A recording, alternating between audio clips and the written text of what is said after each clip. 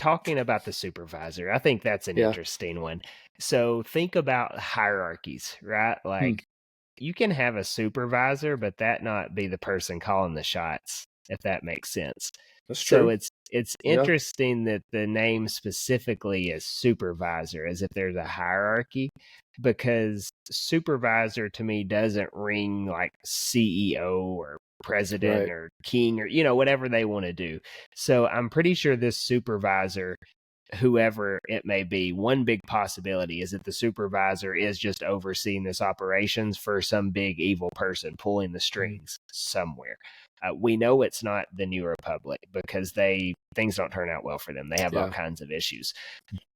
But for me personally, and if you go back to my prediction episode, when we talked about what we thought would happen for the whole season, our crazy one was I think THRAWN is going to show up, and that's what's going to be the thing that ties this whole show together. I think back to Morgan Elsbeth's ship, and I think the initial ship, you know, where they make that jump to Peridia, and it's like gold everywhere. That's true. I mean, I know she was a warlord and just taking that one planet for all its resources, so there is that. But what if THRAWN and this little Imperial Shadow Council that's going on in Mando Season 3, what if all that is actually tying into this, and this whole thing is missing for a reason, and this is all kind of the contingency plan for when THRAWN shows back up and he needs resources to fight an entire republic? I would not be shocked at all if we see THRAWN's big old ship, Chimera, right? Just showing up over at Atten and ready for all the money he's going to need to fight a war. I would not be surprised at all if that's how they tie us in, because our next big project in this universe is the Mando movie. That's true. Yeah, I wouldn't be surprised if they do that, but I hope they're careful about it, because I don't want this to I don't want THRAWN coming in to be like something that defines the end of the show. Because they've done such a good job with these characters in this story. Like, it needs its own ending.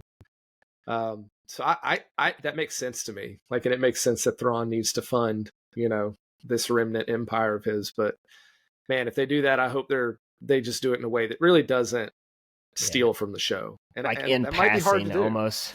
Yeah, so that's going to be a tough one, because I've enjoyed how separated this show has been.